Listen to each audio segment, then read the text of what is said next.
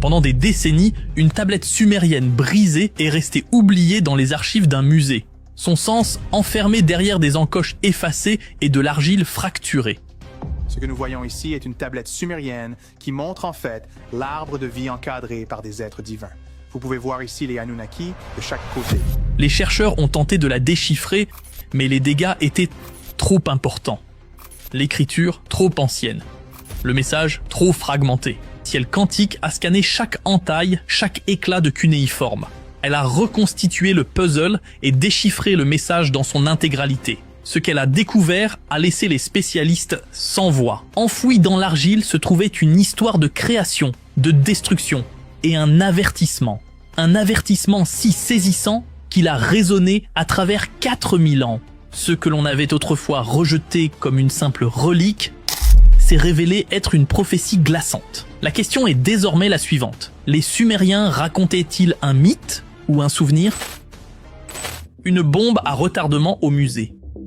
Dans une vitrine du Penn Museum, à Philadelphie, repose une modeste tablette d'argile, longue d'environ 12,7 cm et large de 10,16 cm. Elle est fissurée, ébréchée et recouverte de rangées de minuscules marques en forme de coin, du cunéiforme. Peu de visiteurs la remarquent, encore moins en saisissent l'importance.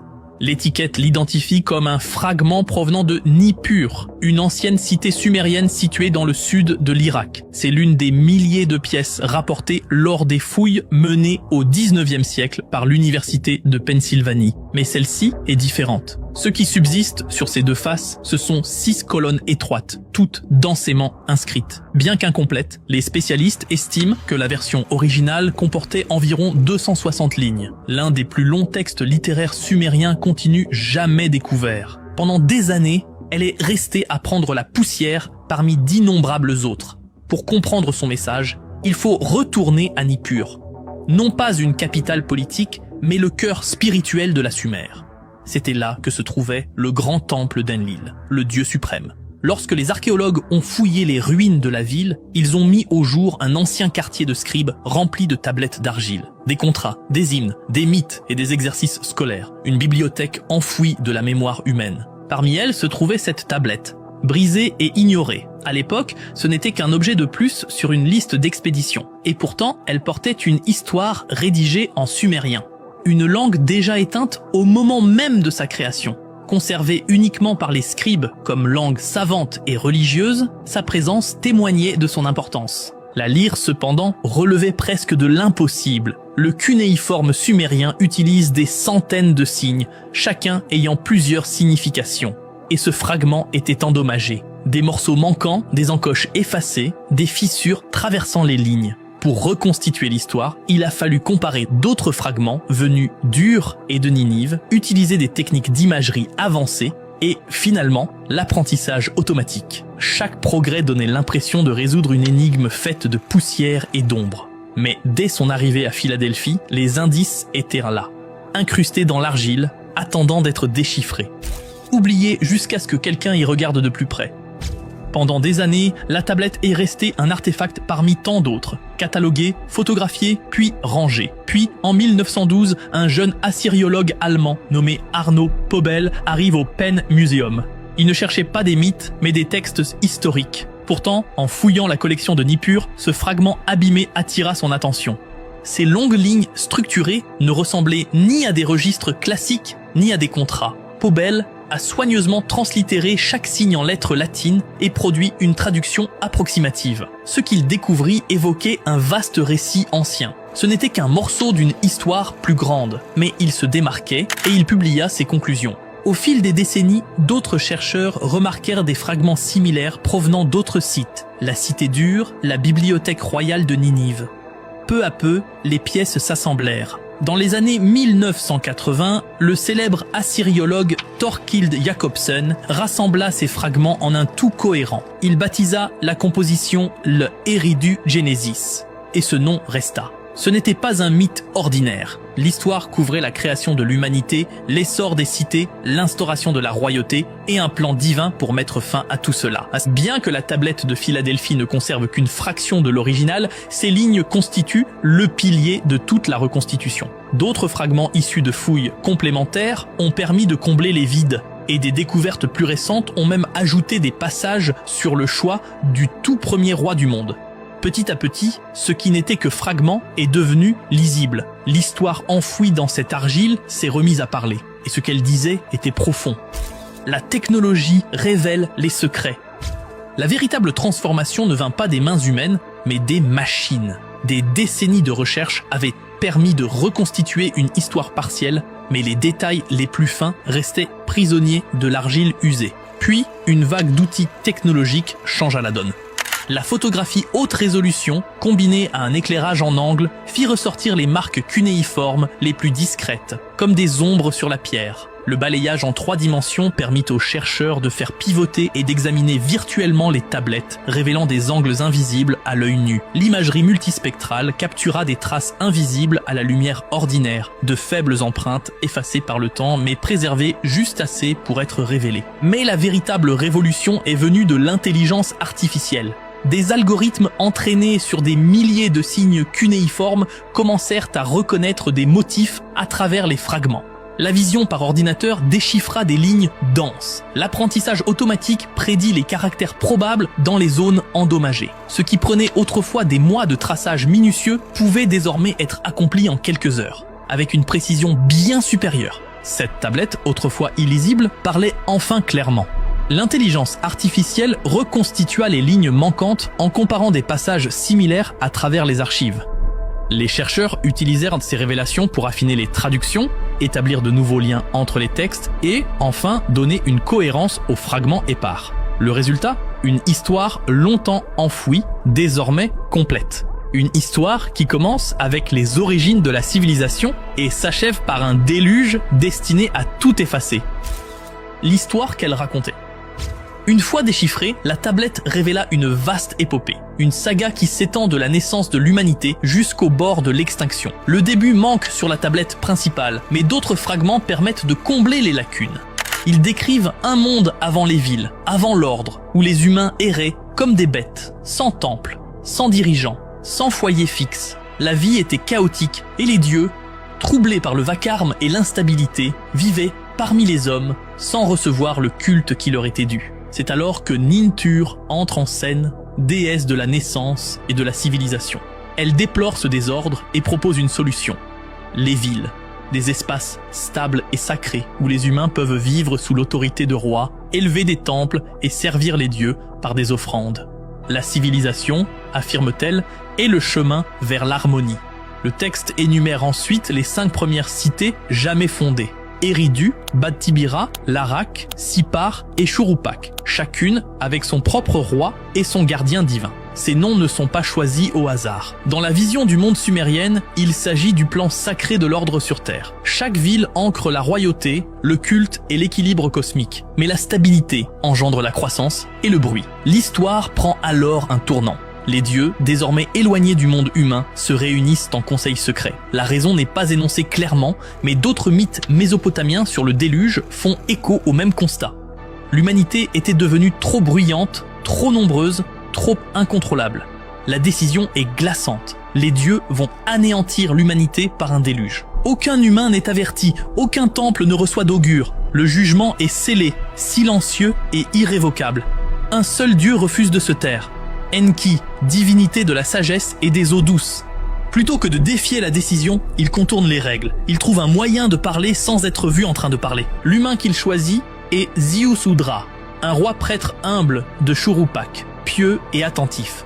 Enki ne lui parle pas directement. Il se place près d'un mur et s'adresse à celui-ci, sachant que Ziusudra écoute de l'autre côté. Une faille divine. Le message est bref et sombre. Un déluge approche. Rien ne peut l'arrêter. La seule chance de survie, c'est d'agir. Ziusudra doit construire un grand bateau assez vaste pour accueillir sa famille ainsi que des animaux essentiels à la reconstruction de la vie. Les dommages sur la tablette laissent les détails techniques dans l'ombre, mais une chose est certaine, il ne s'agit pas d'une simple barque de pêche. C'est un navire conçu pour survivre à la fin du monde. Et puis vient le déluge. Pendant 7 jours et 7 nuits, les tempêtes font rage. Les vents, décrits comme mauvais et furieux, se fondent en une seule force monstrueuse. Les cités disparaissent sous les vagues. Le bateau est ballotté à travers un monde noyé. Lorsque la tempête se calme, le dieu soleil Utu apparaît. La lumière revient. Ziusudra ouvre une fenêtre. Pour la première fois depuis des jours, l'air frais caresse son visage. Il s'incline, rend grâce et accomplit un rituel d'offrande. Bœufs, moutons, fumée s'élevant vers les cieux.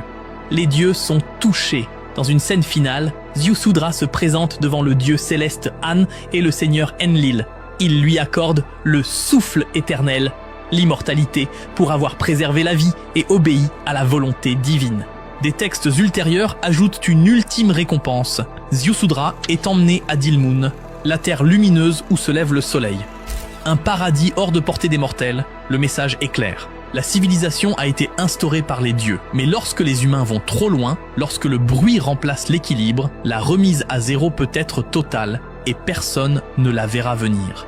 Et ce n'était pas la seule histoire gravée avec cet avertissement. Sur d'autres tablettes, la même crainte résonne. Même les cités les plus saintes peuvent tomber, non seulement à cause de la guerre ou de la famine, mais par le jugement divin. Que les rois qui agissent sans retenue ou les cités qui rompent les liens sacrés sont abattus, non par hasard, mais selon un dessein. Ces récits de chagrin et de colère, comme la lamentation sur Ur et la malédiction d'Agadé, ne sont pas de simples œuvres littéraires. Ce sont des leçons, répétées, récitées et gravées dans les mémoires longtemps après que la fumée se soit dissipée. Une cité réduite en ruines. La lamentation sur Ur nous est parvenue à travers plus de 20 fragments découverts dans des musées et sur des sites archéologiques, à Nippur, Ur, Londres, Istanbul, Berlin et ailleurs. Une fois réunis, ils forment une élégie de 430 vers, divisée en 11 strophes, chacune résonnant de douleur. La version la plus complète se trouve au Louvre, une petite tablette brune gravée de chagrin. La voix derrière la lamentation est celle de Ningal, déesse dure et épouse du dieu lune Nana. Elle parle depuis sa ville en train de s'effondrer, suppliant les grands dieux An et Enlil d'épargner la cité. Elle leur rappelle les offrandes, la loyauté, la dévotion. Mais la tempête arrive malgré tout. Après la chute, ces supplications deviennent un chant de deuil. Le poème dépeint un monde en ruine, des temples brisés, des rues silencieuses, des maisons vides. Les champs de blé sont secs et craquelés, les réfugiés errent. La gloire d'Ur est à terre. Historiquement, le texte reflète la chute de la 3e dynastie d'Ur face aux forces élamites vers 2000 avant notre ère. Mais le poème dépasse l'événement. Il devint un outil d'enseignement dans les écoles de scribes. Une œuvre majeure que les élèves ne copiaient qu'après avoir maîtrisé des textes plus simples. Réécrire la peine de la déesse devenait un rite de passage. Même longtemps après la chute d'Ur, sa lamentation servait d'avertissement aux autres cités. La faveur divine n'est jamais acquise. Si le lien entre les dieux, les rois et le peuple se rompt, même le lieu le plus sacré peut être réduit en cendres. Des chercheurs modernes ont souligné à quel point la lamentation sur Ur reflète étrangement le ton du livre des Lamentations dans la Bible hébraïque. Bien que séparés par des siècles, les deux textes s'élèvent depuis les ruines d'une ville sacrée abandonnée et leur voix porte le même cri de détresse. La malédiction d'Agadé. Si la lamentation sur Ur montre le jugement divin à travers le prisme du deuil, la malédiction d'Agadé révèle comment l'orgueil peut mener à la ruine. Agadé, aussi appelé Akkad, fut autrefois le cœur d'un empire. Sous le règne du roi Naram-Sin, la cité prospéra. Le commerce était florissant, les temples en pleine activité et les dieux semblaient satisfaits. Puis, soudainement, la voix divine se tut. Les présages disparurent, les prières restèrent sans réponse. Naram-Sin attendit. Puis, rongé par la frustration, il fit un choix fatal. Plutôt que d'accepter le silence, il attaqua la cité sacrée de Nippur et profana l'Écure, le temple même d'Enlil. Cet acte brisa l'équilibre cosmique. Enlil, furieux, lança une malédiction contre Agadé. Il convoqua les Goutis, redoutables pillards venus des montagnes, et les lâcha sur le pays.